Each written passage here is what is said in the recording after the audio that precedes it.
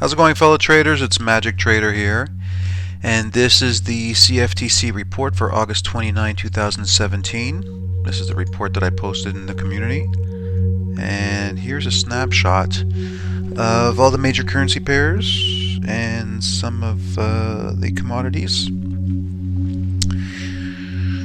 And so let's start with taking a look at gold. Let's see what's been going on with gold. Alright, so we can see that the institutions are adding to their longs, right? We used to be at 246, then at 277, and now 295,000 positions long. As that's been happening, what have they been doing with shorts? Decreasing. 157, 129, 110, 97, 89, 87. So decreasing as we've been climbing upwards. Now, we just broke through this weekly supply zone, which we've been waiting for quite some time, and so now we have demand down here, which will be good to take longs.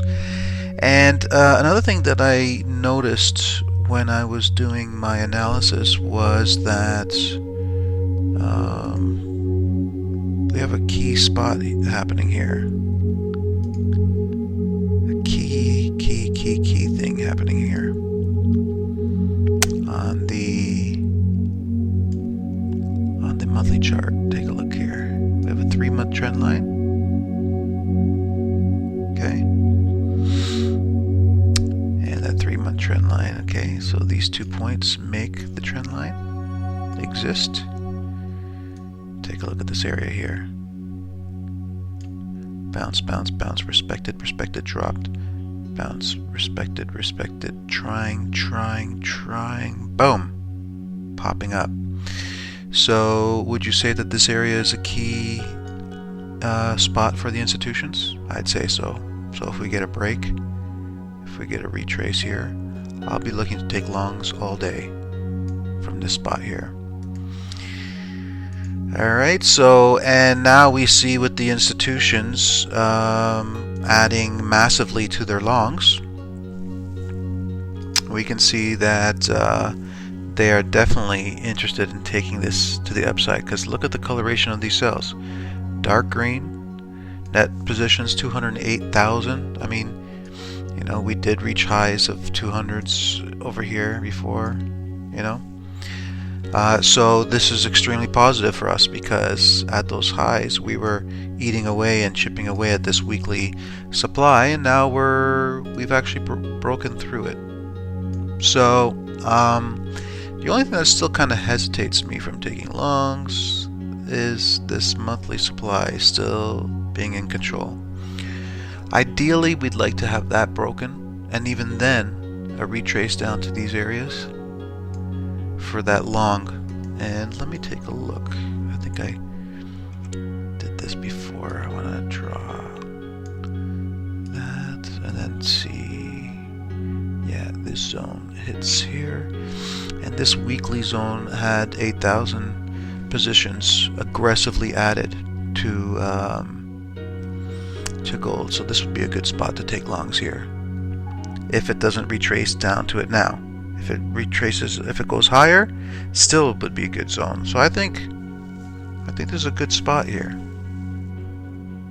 Monthly hasn't been removed yet, so this isn't anything. So yeah, that this will be a good spot. All right, let's get back to that. So institutions are heavily long, they are aggressive, and we just took out weekly supply, so obviously the trend is upwards. The bias is bullish. I'm now looking for pullbacks to this area where they added 18,000 long, and then I'll take long positions from there. Oil, what do we see with oil? Well, we're looking at this candle now here. We're looking at this candle here. And so we see that longs have slowly decreased, 699,000 to 676,000, and we also see a decrease in shorts as well, from 235 to 231. Net effect is exposure on both sides remains the same, but net positions slowly decline from a positive 463,000 to a positive 445,000. So, and that happens as we had this decline right here. So, clear skies once this weekly supply gets taken out.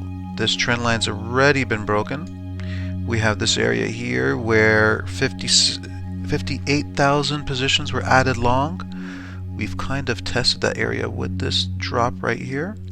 So I'm still waiting for this area to be taken out. Once this area is taken out, I'll take longs. Otherwise, if price gets down here, I'll look for confirmation trades and ride it upwards with the first target around here to protect capital, and then target the rest higher up on the charts. Alright, so we have the US dollar, and we see that longs increased, but we also got an increase in shorts with this candle here. So price drops, and with that drop we get an increase in shorts, which makes sense. That's why price drops. But we also see an increase in longs. So immediately the question comes up, are the institutions hedging? Are they adding longs when price is dropping because they want to get a better price on their better average price on long positions because of a move upwards? So that is a possibility. It's a possibility. The thing is that the bias right now is shorts. If you take a look at the coloration of the cells here, it is very much red. So the bias is bearish.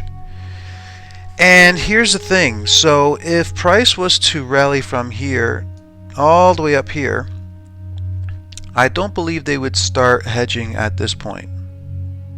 Okay, it's too easy, it's too early to be hedging at this point, at least from my experience, from what I've witnessed. It's not impossible, but I think we need to see longs being added to and shorts over the next couple of weeks being closed out and then added near this area up here as longs continue to be added. So if I start seeing signs like that happening, next week and the following week, then I'll believe that move is about to come. And that would test the monthly 20 EMA, which is here. The only thing is that if we get this candle moving upwards like this, then it leads me to believe that a move like this should be in the making. So we'll wait and see. Right now the institutions are short biased, and there's nothing else to see here. Alright. Aussie adding very aggressive to their longs. Now they have 100,000 positions long. Shorts also increase, just like we see with the US dollar. A little bit of hedging, I guess you can call it. Positions are aggressive, so the institutions are really aggressive with the amount of positions that they have right now. Long exposure still remains at a very bullish 75%. And net positions increase, another 6,000 positions geared to the long side. So we have this trend line, we have two candles upwards, we have this pause in the markets. We can just as easily get a nice move upwards like that. Very easily from what I'm gathering here on the charts. So I'm waiting to see how things are going to play out. I'd prefer to see a drop down here before a move upwards, but looking at the data, it looks like we're just going to head higher. So waiting for positions to be presenting themselves to me, and then I'll trade. US CAD shorts become even more aggressive with an increase of 6,000 positions and also an increase in longs. So that comes as we have this candle here dropping price deeper into this monthly area. Okay, and we have a pause in the markets right at this zone. Usually when we have a pause right at a zone that's already been tested with 100,000 high degree of probability we get a move to the downside like that. And then we end up having an area here of supply that could be used to take shorts. So net positions increase from -51 to -53. Bias is short here. You know, coloration of the cells are red. I'm just waiting to see how things play out because monthly demand is still in control. I'd prefer to see this monthly area being taken out before I take shorts. Okay, so on the Swiss franc, what do we see on the Swiss franc? We have this monthly area of demand and control. So I'm not really doing anything. Not a good place to take trades. I'll take trades off of here. If price gets up there, confirmation trades, I'll take trades downwards like that from here. Otherwise, I'm not touching this chart. Euro, what do I see here? Excuse me. So we had this area here, which is not demand, because when you look at the data here, you can tell that this push upwards was not because of demand being filled. So there's no demand here. So price can easily drop down to this area here where the institutions filled 5,000 of their positions long. Okay, so that is possible. Only thing is, if that happens, then we'd see this candle coming down to here. Alright, and if it closed anywhere down this area, we'd have a bearish engulf, which would lead me to believe that we get a full drop down like this. This is exactly the opposite of what's happening and what we've seen on the DXY chart. So that's where I'm at with this. You know, if you look at the data is not suggesting that price wants to retrace from here. You know, we have very bullish bias. The cells are extremely green. And net positions are, you know, are very strong to the upside as well. So, you know, longs are aggressive, shorts are cooled off. It looks like we just may get another push upwards like that on the monthly chart. So I'm waiting to see if, you know, we're going to have new confirmation trades on the way up. Until that happens, I'm not taking any trades on this pair. The pound, we have that weekly area of demand and control now where 16,000 positions long were filled in last time price was down here.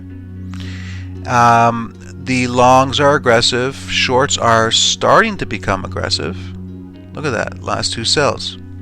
Okay, now I get that. That was for the drop downwards, right?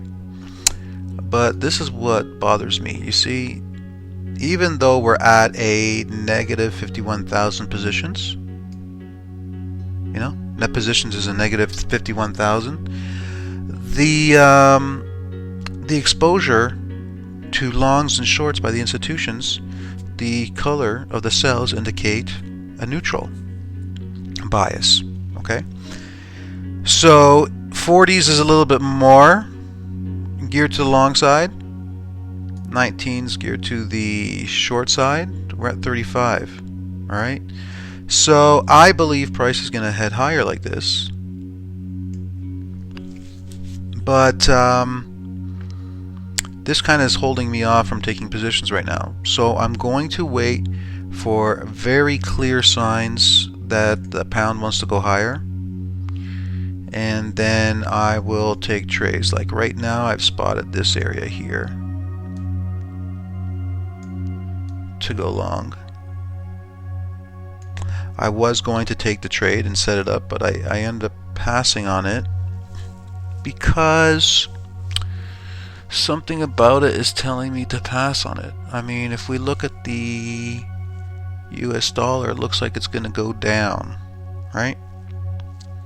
But it's a big question mark because it can just as easily some demand come into play and we can just as easily see price go up here.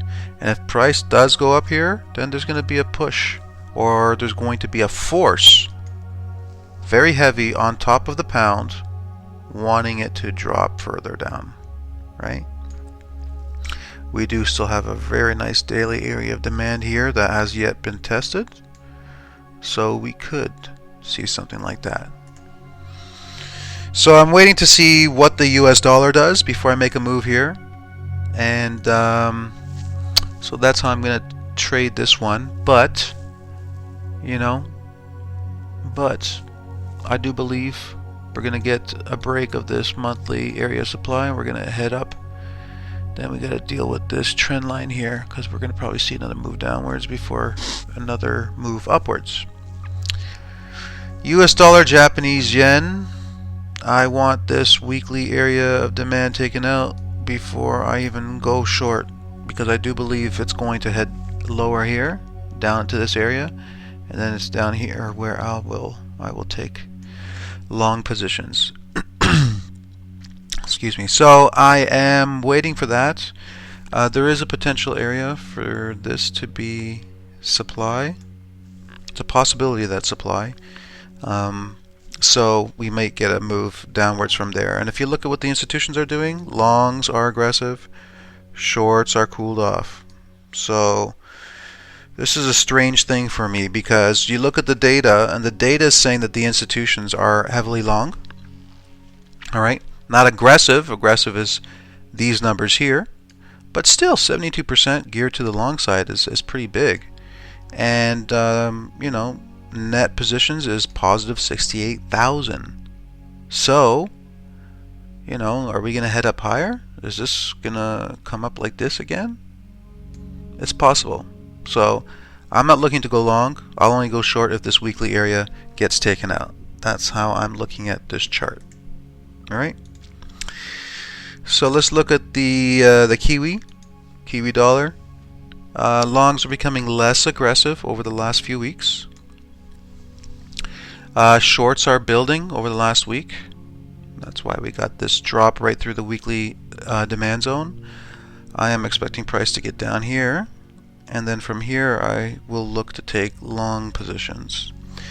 So they are with a bullish bias, no doubt about that. Just a little bit more of a drop down here, and then I think we're going to see them adding some serious longs down here. I will take short positions. I think I had set one up. Yeah, I wanted to take shorts here, but price never ended up retracing to it, created another supply. Price reacted to it to the downside, but we now have daily demand and control, so I'm waiting for some kind of a test off this trend line or off this zone again, and then I'll look to take shorts if that happens. And that's pretty much it. This this week we have a lot of data coming out that's going to move the markets. We have the Aussie rate statement coming out on Tuesday, the Canadian dollar statement coming out on Wednesday, and the euro coming out on Thursday. So a lot of volatility is expected in the markets this week. So that's pretty much it, and hope you guys have a good week, and we'll talk to you next week.